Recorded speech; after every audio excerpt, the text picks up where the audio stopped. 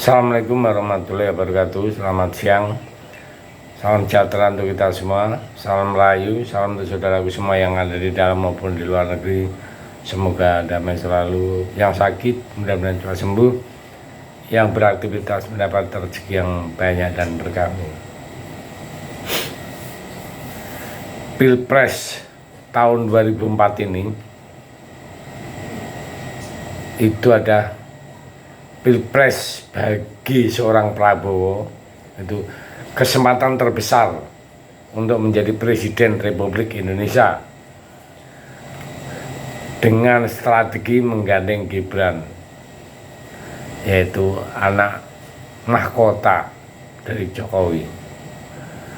Tentu saja di sini mendapat dukungan penuh dari Jokowi. Nah, kesempatan ini mungkin adalah kesempatan terakhir bagi seorang Prabowo untuk bisa memenangkan Pilpres. Ambisi Prabowo untuk menjadi orang yang berkuasa memang tidak bisa dibendung, bahkan walau ditutupi dengan gimmick bahwa dirinya tidak ingin berkuasa. Saya tidak mengendaki jadi presiden, bahasanya seperti itu. Hanya untuk berkuasa,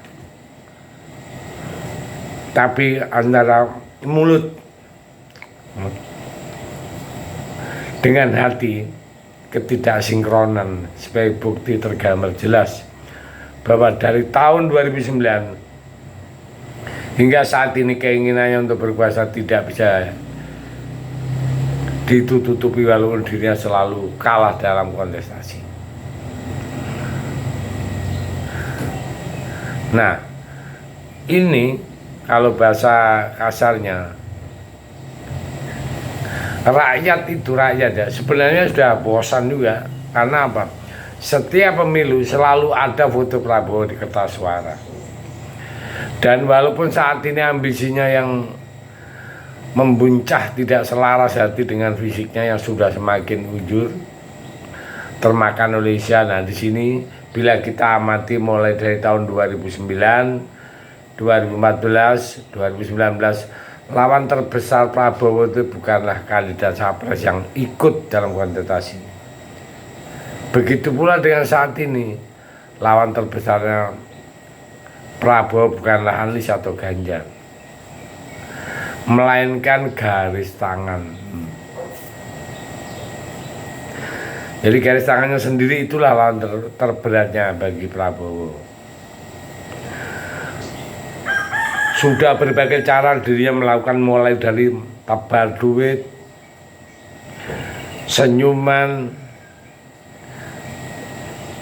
memberi apalah semua ke masyarakat, mendekati rakyat setiap 5 tahun sekali, menggandeng para oposisi intoleran kemarin ya, tahun 2019 menggandeng intoleran.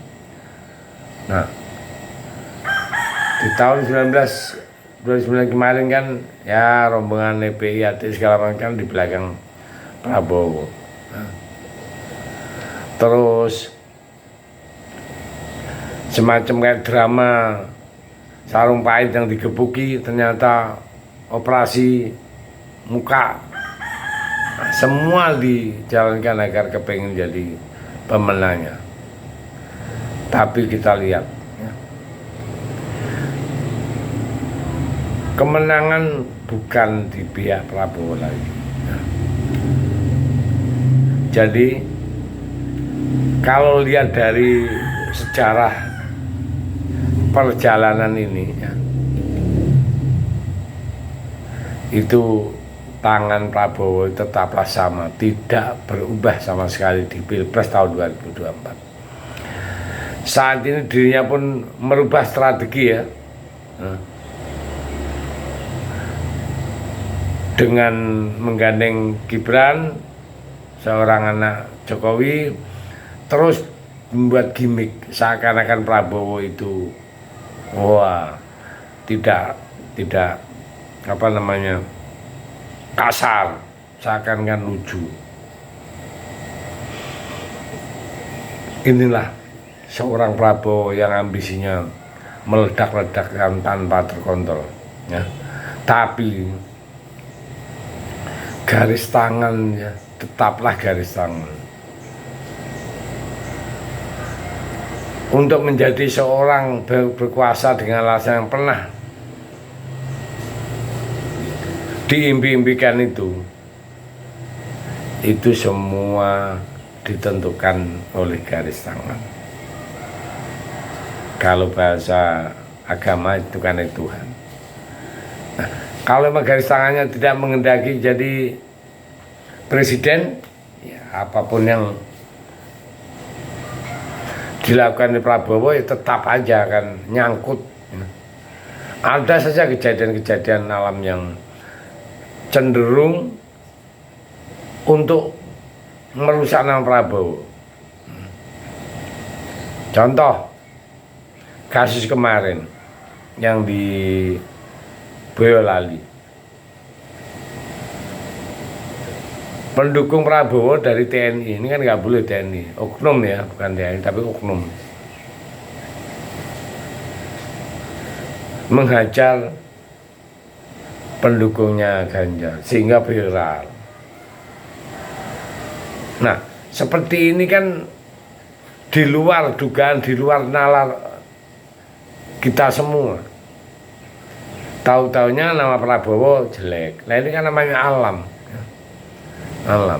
Kalau lihat dari tanda-tandanya alam di tahun 2024 ini, garis tangan juga sama seperti yang dulu. Gagal lagi kalau kita lihat ini ya. Banyak hal yang mengarah ke sana.